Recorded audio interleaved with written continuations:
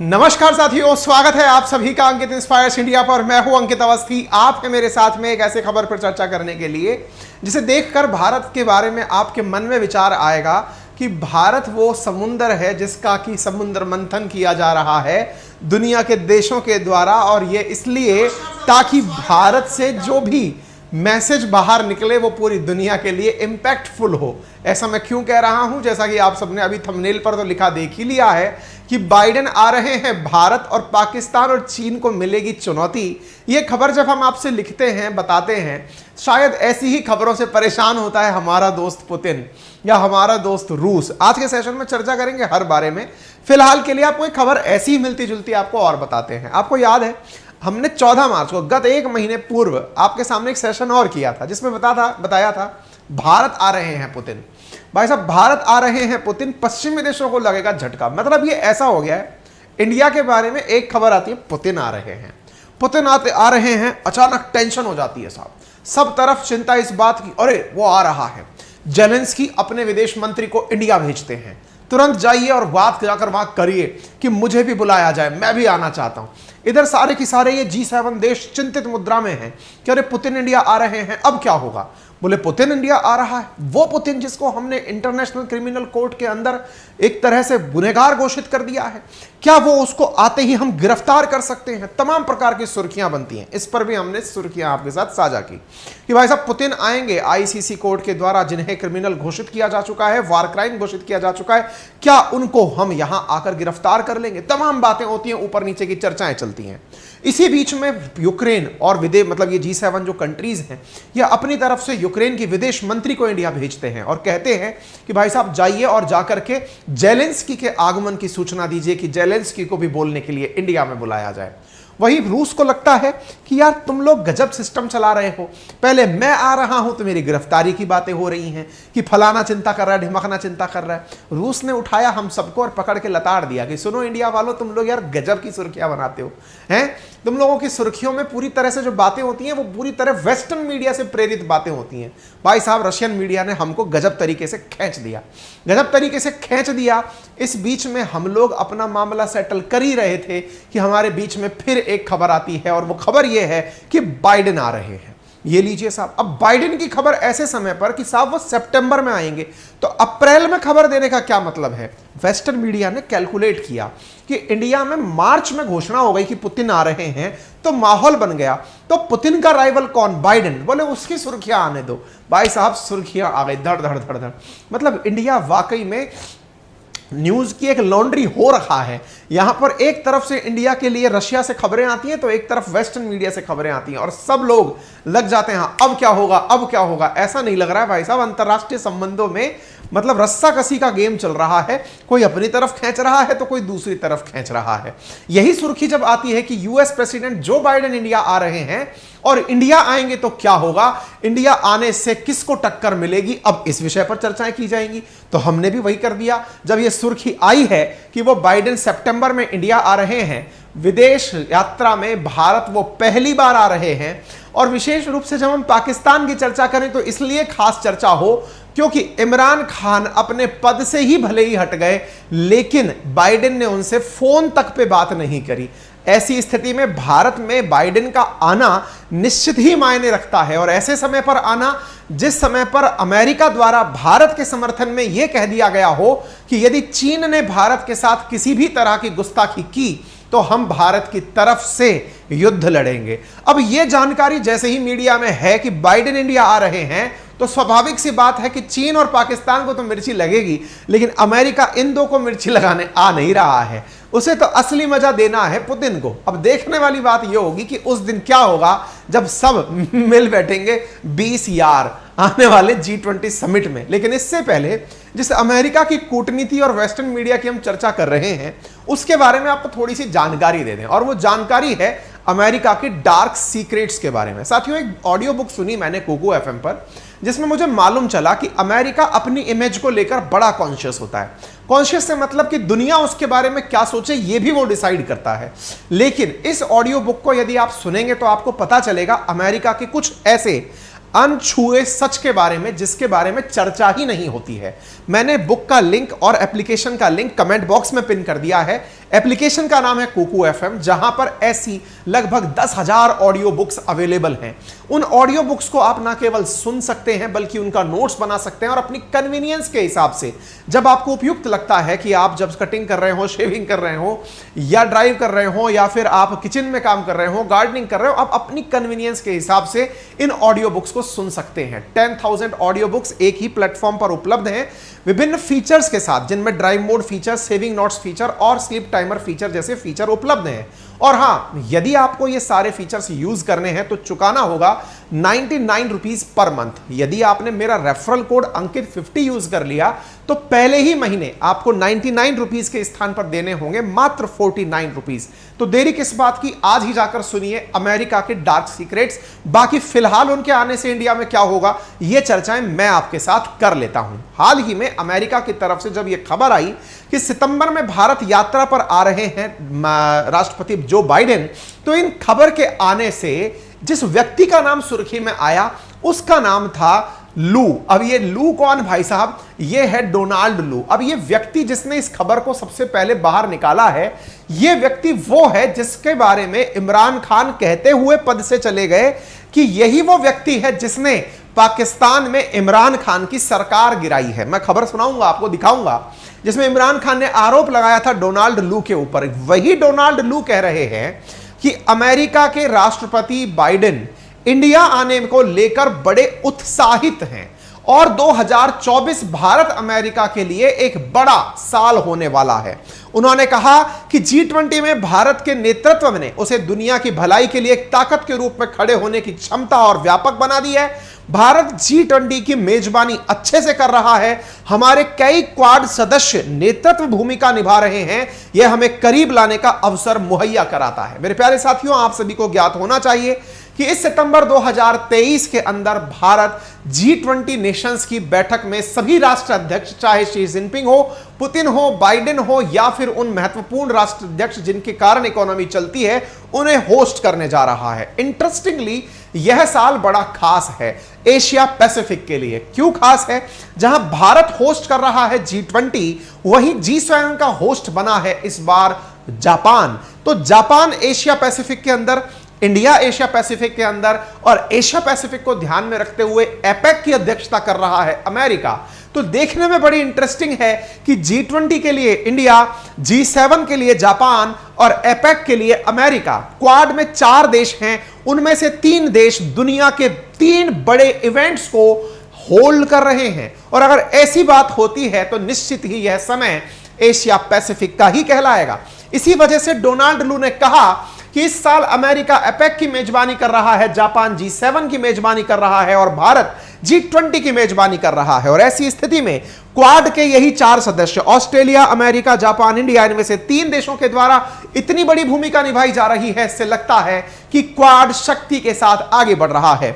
उन्होंने कहा कि पहली भारत यात्रा को लेकर बाइडेन उत्साहित हैं। उन्होंने कहा कि राष्ट्रपति सितंबर में भारत यात्रा के लिए उत्साहित हैं। G20 के नेताओं के शिखर सम्मेलन में भारत उनकी यह पहली यात्रा होगी। हम आने वाले कुछ महीने में होने वाले घटनाक्रम को लेकर सच में उत्साहित हैं।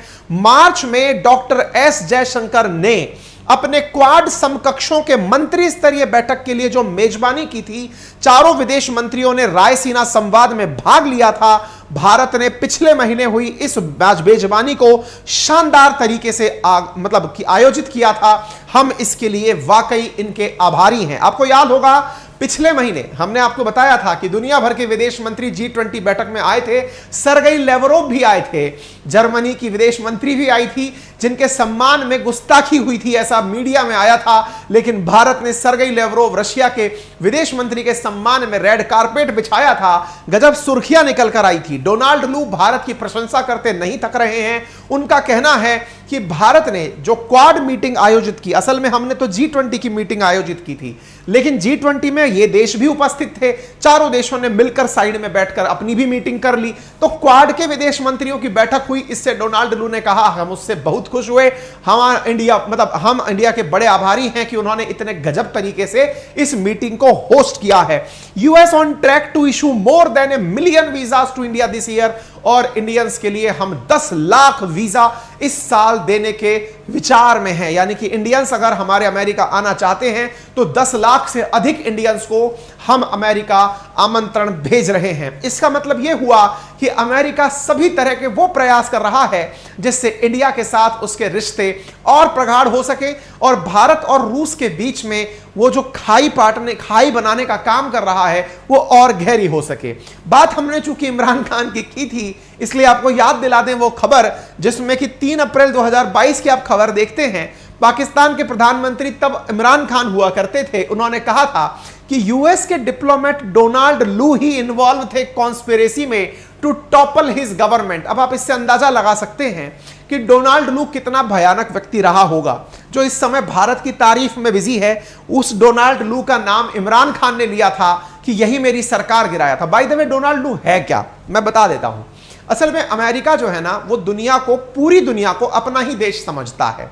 जैसे इंडिया में होता है एक विदेश मंत्री, एक रक्षा मंत्री, एक विज्ञान मंत्री, एक मतलब सब इस तरह के मंत्री होते हैं। अमेरिका ऐसे ही अपना एक तो मेन विदेश मंत्री रखता है।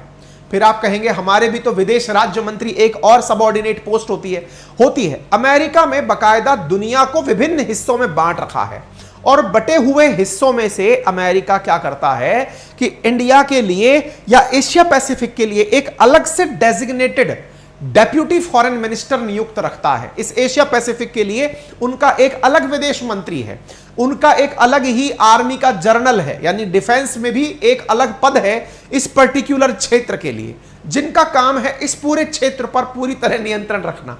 सोचो उस व्यक्ति ने इमरान खान की सरकार गिरा दी थी, ठीक है ना। अब तारीफ हो रही है इस व्यक्ति द्वारा इंडिया की, तो निश्चित ही अमेरिका और भारत के अच्छे संबंधों की बात हो रही है और निश्चित ही पाकिस्तान को मिर्ची लगना स्वाभाविक है।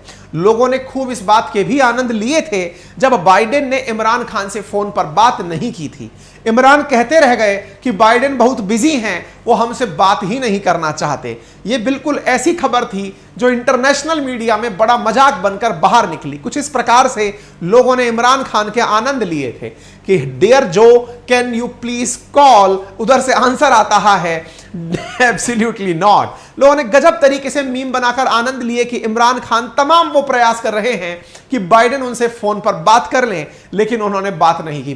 मूल वजह जो थी वो सबको पता है कि अफगानिस्तान में पाकिस्तान ने जिस प्रकार से अमेरिका की पीठ में छुरा घोंपा था, वो बात अमेरिका को समझ में आ गई और उन्होंने दूध में से मक्खी की तरह इमरान खान यानी पाकिस्तान को निकालकर साइड में कर दिया, उसकी सरकार हटा दी और उसकी जगह शहबाज शरीफ की सरकार बिठा दी। खैर, इसमें इन्होंने यही संतोष किया कि बाइडेन एक बिजी आदमी हैं, उन्हें शायद हमारे से बात करने का समय नहीं है। फाइनली इनकी सरकार हटती है। अब बात करते हैं दुनिया में और क्या इंपैक्ट होगा बाइडेन के आने से, इंडिया को वो किस प्रकार से देखते हैं। तो सबसे पहली बात, यूएस जब इंडिया आएगा तो उसका सबसे बड़ा प्रभाव होगा भारत के साथ अपने डिफेंस टाइज को मजबूत करना। अब आप पूछेंगे डिफेंस ही क्यों? देखिए, ऑलरेडी भारत ने अमेरिका के साथ इस साल जो व्यापार स्थापित किया है वो रिकॉर्ड स्तर का किया है। आपको मालूम होना चाहिए अमेरिका की नजर में भारत चीन और पाकिस्तान के साथ कभी भी लड़ाई लड़ सकता है। ऐसी स्थिति में अमेरिका ऑलरेडी कह रखा है no nation is more important than India as US seeks to counter China. वो ये मानता है कि अगर भारत को चाइना से लड़ना पड़ा तो अमेरिका इंडिया के साथ है, क्योंकि अमेरिका के लिए इंडिया से महत्वपूर्ण इस एशिया पैसिफिक में और कोई देश नहीं है चाइना से झगड़ने के लिए। ऐसी स्थिति में US must offer full support to India in case of conflict with China. और ऐसी स्थिति में इंडिया के साथ हम पूरा सपोर्ट करेंगे यदि चाइना के साथ कोई कंफ्लिक्ट होता है। खबरें बड़ी इंटरेस्टिंग है साथियों। मैंने आपसे पहले भी कहा था कि अमेरिका हमारे साथ में व्यापार बहुत अच्छे से करता है। आपको जानकर खुशी होगी कि भारत से हमारा जो एक्सपोर्ट हुआ है यूएस के लिए वो 2.81% बढ़कर के 78.31 बिलियन डॉलर का हो गया है। लास्ट ईयर हम लोग 76.18 बिलियन डॉलर पर खड़े थे और जो हमारा इंपोर्ट है वो 50 बिलियन डॉलर का हुआ है। दैट मींस इंडिया ने अमेरिका को व्यापार में सामान बेचकर लगभग 28 बिलियन डॉलर का मुनाफा किया है, ट्रेड सरप्लस में रहे हैं। वहीं दूसरी ओर यही खबर एकदम ताजा 16 अप्रैल 2023 की है कि भारत ने चीन को सामान बेचने में गिरावट दर्ज की है। भारत का चीन के साथ व्यापार 1.5% की गिरावट के साथ 114 बिलियन डॉलर के अराउंड रह गया है। यह खबर अपने आप में काफी महत्वपूर्ण है, यानी इंडिया ने अपने आप में एक बड़ा कीर्तिमान स्थापित किया है। 78 + 50 यानी 7 5 12 128 बिलियन डॉलर का अमेरिका के साथ व्यापार करके नंबर 1 अमेरिका के साथ ट्रेड पार्टनर बन गया है। आपने कितना मुनाफा कमाया? 28 बिलियन डॉलर का। अब ये 28 बिलियन मुझे दे दे सांभा, यही कहने आ रहा है अमेरिका। हे इंडिया वालों, तुमने मुझसे व्यापार में पैसा कमा लिया, लेकिन अब मेरी बारी, अब मैं आपसे डिफेंस के संबंध स्थापित करूंगा। मैं आप लोगों को आकर के यहां पर गोला बारूद बेचूंगा और गोला बारूद में आप लोग कमाए हुए पैसे मुझे दे दीजिए। और ऐसी स्थिति में भारत के साथ ये आकर के रक्षा सहयोग की नई रूपरेखा तैयार करना चाहते हैं, क्योंकि असल में अमेरिका जानता है कि भारत रशिया से बड़ी मात्रा में वेपन परचेज करता है, लेकिन भारत का रशिया से वेपन परचेज करना इन दिनों बड़ा ही संकट में बीत रहा है। कैसे? हालांकि रशिया के साथ भारत का व्यापार सस्ता है, लेकिन संकट में है। क्यों संकट में है? क्योंकि हाल ही में भारत जो S-400 परचेज कर रहा था रशिया से, उसके पेमेंट पर बड़ा क्राइसिस आ रखा है। इंडिया डॉलर दे तो फिर उसको देने में संकट है। क्यों देने में संकट है? क्योंकि रशिया के पास से लौट कर आने में संकट है। डॉलर के साथ पाबंदी हो रखी है। ऐसी स्थिति में हमारा डिफेंस एग्रीमेंट उनके साथ अटका हुआ है। अमेरिका इसी को ब्लेसिंग इन डिस्गाइज ढूंढता है। अमेरिका ने भारत को तेल खरीदने में कोई पाबंदी नहीं लगाई, लेकिन वेपन के लिए भारत के लिए वो इकलौते विकल्प के रूप में खुद को पेश करना चाहता है। यही तो कारण है कि रशिया के कंपैरिजन में अब अमेरिका इंडिया को ऑफर दे रहा है कि आपको सस्ते वेपन चाहिए, छोड़िए, चिंता छोड़िए, मैं आपके यहां बनाने के लिए आ जाता हूं। और यही हुआ साथियों, इंडिया को अमेरिका ऑफर कर रहा है कि मैं आपके पास ही आकर के वेपन बनाने के लिए भी तैयार हूं। आप देख सकते हैं F-21 फाइटर जेट के लिए लॉकहीड मार्टिन जो कि अमेरिकी कंपनी है, वो भारत में ही फाइटर जेट्स बनाने का ऑफर दे चुकी है। जो देश कभी बना बनाया माल इंडिया को बेचते थे, अब वो ये समझ चुके हैं कि मेक इन इंडिया के तहत भारत आत्मनिर्भर होना चाहता है। बने हुए सामान को जैसे एप्पल इंडिया में बनता है, यहां से एक्सपोर्ट होता है, वैसे ही F-21 यहीं बने और यहीं से जाए, इसके लिए अमेरिका तैयार हो गया है। MH-60 रोमियो चॉपर देने के लिए तैयार है, C-295 ट्रांसपोर्ट एयरक्राफ्ट देने के लिए तैयार है। असल ये सारा मामला हथियारों के बेचने का है। पहले युद्ध पैदा करिए और फिर वेपन बेचने खुद हथियारों के सौदागर बनकर चल पड़िए। खैर, ये इंडिया है, आज का है, सब जानता है, अपने हित भी समझता है और अपने नुकसान भी समझता है। बाकी आपकी क्या राय है? कमेंट बॉक्स खुला है। हां, आपकी राय को हम अच्छे से समझते हैं जब आप हमारे वीडियो को सुनने के बाद लाइक कर देते हैं। यदि आपने ऑलरेडी सब्सक्राइब किया हुआ है, नहीं किया हुआ है तो वीडियो के राइट हैंड कॉर्नर पर एक सब्सक्राइब का बटन दिया है, उसे दबा दीजिए, उसका कोई चार्ज नहीं है। खुशी इस बात की होती है कि हम जब आपके पास कोई नई सूचना लाते हैं तो उसको आप तक पहुंचाने में कामयाब हो जाते हैं। बाय द वे, सेशन आपको कैसा लगा कमेंट बॉक्स में जरूर बताएं। कुकू एफएम का लिंक हमने कमेंट बॉक्स में आपसे पिन किया हुआ है, जहां पर आप पहले महीने हमारा रेफरल कोड अंकित 50 यूज करके मात्र 49 रुपीज में पूरे एक महीने के लिए 10,000 से अधिक ऑडियो बुक्स को सुनने का आनंद ले सकते हैं। साथियों, यदि आप चाहते हैं हमारे साथ हिस्ट्री, ज्योग्राफी, पॉलिटी, इकोनॉमी जैसे सब्जेक्ट पढ़ना और किसी भी परीक्षा के लिए पूरी परीक्षा को नेस्तनाबूद कर देना, तो जुड़ जाइए हमारे साथ अपने एप्लीकेशन अपनी पाठशाला पर। जी हां साथियों, गूगल प्ले स्टोर पर हमारा अपना एप्लीकेशन लाइव हो चुका है। 1 लाख से अधिक विद्यार्थी इसे ऑलरेडी डाउनलोड कर चुके हैं। इस एप्लीकेशन पर आप लोगों के लिए पेड कोर्सेज में हिस्ट्री, ज्योग्राफी, पॉलिटी, इकोनॉमी चारों सब्जेक्ट बेहतरीन एक्सप्लेनेशन के साथ मात्र 1999 में अवेलेबल हैं, जिन्हें आप मल्टीपल टाइम देख सकते हैं। कितनी भी बार उन्हें मतलब डाउनलोड कर सकते हैं, नोट्स निकाल सकते हैं, हिंदी इंग्लिश में मटेरियल अलग निकाल सकते हैं। लाइव क्लासेस बोर्ड पर जिस तरह से आप पढ़ रहे हैं, ऐसे लाइव मेरे साथ पढ़ सकते हैं।